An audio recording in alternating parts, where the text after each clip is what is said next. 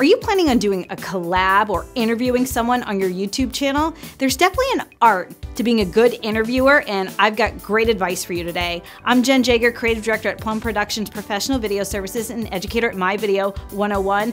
Over the course of my career, I've interviewed, it's gotta be hundreds, maybe even 1,000 people, and there's definitely technique to being a good interviewer.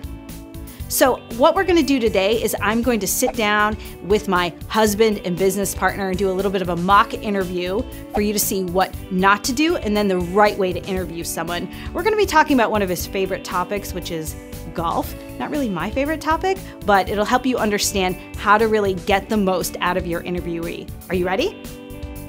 The first tip I have for you is to do your homework. You don't just wanna sit down cold and do an interview because you're not gonna get the most out of that interviewee. So you definitely want to have their bio, but you also might want to look at any like blog posts or articles they've written, any social media posts that they've shared to try to get an idea of their viewpoint and the things that they're interested in. You could do a pre-interview, which sometimes is great, but sometimes I think it takes a little bit of the spontaneity out of your actual video recorded interview, so you might want to avoid that. So first, let me show you the wrong way to do it. Rob, thanks for coming on my YouTube channel. I'm super excited to have you here. I know you kind of avoid the camera a lot. So tell me, what is it that you like to do on the weekends? Oh, I really like to golf. It's a lot of fun. And how often do you do that? Probably not often enough. I wish I could do it more. But how often do you do it? Maybe once, twice a week, twice a month, maybe. Now let me show you the right way so I can get better information out of Rob. So Rob, I know that you love to play golf and you don't get to golf as much as you like to, but I know you try to do it every weekend. So tell me, what is it about golf that you love so much? Because I don't really understand it, but I'm dying to know why you love it so much. It's, well, partly the challenge. Number one, can I do better than last time? Number two, just where do I hit the ball next? Set myself up for the next shot so that I can have an even easier shot for the next round, next hole, whatever it is. So my goal is always to improve my score. The next tip is to have some prepared questions so there aren't awkward lulls in the conversation. But you also want to be flexible. See how the conversation kind of flows, and then if you do kind of hit one of those dead spots, then refer to your prepared questions. So tell me, what is like the toughest shot for you in golf? The little chip shot to get it up on the green. That's probably the toughest shot I have. Okay. Okay, who do you like to golf with? Good friends. I mean, people that know how to golf, people that are reasonably good at it, know the pace, that kind of thing. So tell me, what for you is the toughest shot in golf? Probably the chip shot, 50 yards, 100 yards out, getting it up on the green. Okay. And I know that you are going to Scotland in a few months. Tell me a lot about this trip. Like, how long are you going for? Who are you going with? And what are you going to do when you get there? So going over there for about 10 days, going with my dad, my brother, and it should be a lot of fun. We're going to golf some of the cool courses over there. My next tip for being a good interviewer is to ask open-ended questions. If you've ever worked in retail, you probably know this technique. So if someone walks into your store, you don't say, "Can I help you?" You say, "What can I help you find?" You want to avoid yes or no answers during your interview, or also answers that are just one word. Let me show you how. So tell me, do you have any other trips planned for 2019 golfing? Yes, I do. So besides the trip to Scotland, do you have any other trips planned, and who are you going with and where are you going? Yep, I'm going to Michigan in August. It's a trip with a whole bunch of guys. My brother puts it all together. It's kind of like a scramble with a whole bunch of people. The next tip I have for you is not to constantly interrupt your interviewee. Remember, they're the guest on your channel. That makes you the host, and you want to be a gracious host. Now, I love a lot of ping pong in an interview. It makes it feel more like a conversation, but you definitely want to let them talk a little bit more than you do. So where exactly in Michigan are you going, and how did you land on Michigan? So going to Michigan, my brother lives in Traverse City. That's where we're going to play, somewhere around there. He usually picks a spot that's kind of up in northern Michigan. All the courses are really... Oh, I love northern Michigan. Really, have you like, there's like a lot of wine country up there. It's kind of cool. Yes, there is. Yeah.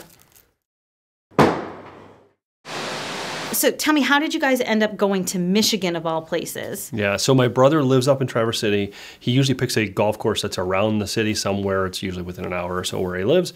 A bunch of us all to get together, and the courses are really usually very nice. Good. It sounds like fun. Oh, can't wait. On the flip side, you don't want them to talk non-stop. A lot of times people get nervous in front of the camera and they never know when to stop talking. They feel compelled to fill the silence. So if you run into this situation, sometimes it's really uncomfortable, but the best way to handle it is to seize upon a moment where you have something to add and kind of tactfully interrupt them and then redirect them in the direction you want them to go. Here's how to do it.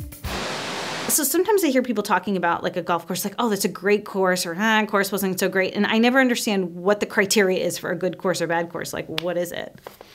Well, it kind of depends on the golfer. I mean, some of the best courses I've been on, one was in Ireland. It was absolutely beautiful. The visual piece of it was like you're on the ocean, cliffs, just gorgeous. I mean, that was one piece. The course wasn't as difficult as maybe it would look.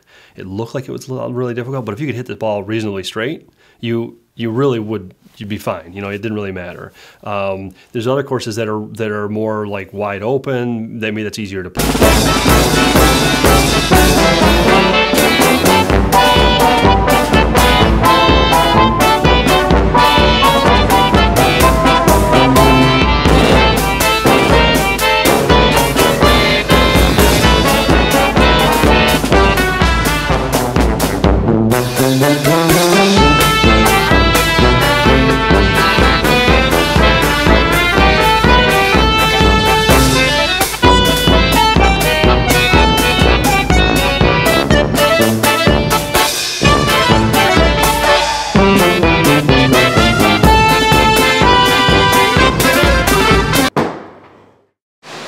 So what is the criteria for what's a good golf course versus a bad golf course? Because I hear people say, oh, the course was great, or oh, the course wasn't that amazing. And they all look the same to me, and I can't tell the difference. So what is the criteria? Yeah, so some people really like a well-groomed golf course, meaning the course on the fairway is just nicely, evenly mowed. It's easy to hit off from, but don't want to, you know, some people just don't want that long grass on the side, you know, like the real thick, heavy stuff that's really difficult. So tell me, what is your favorite? Like, for you, what does it mean?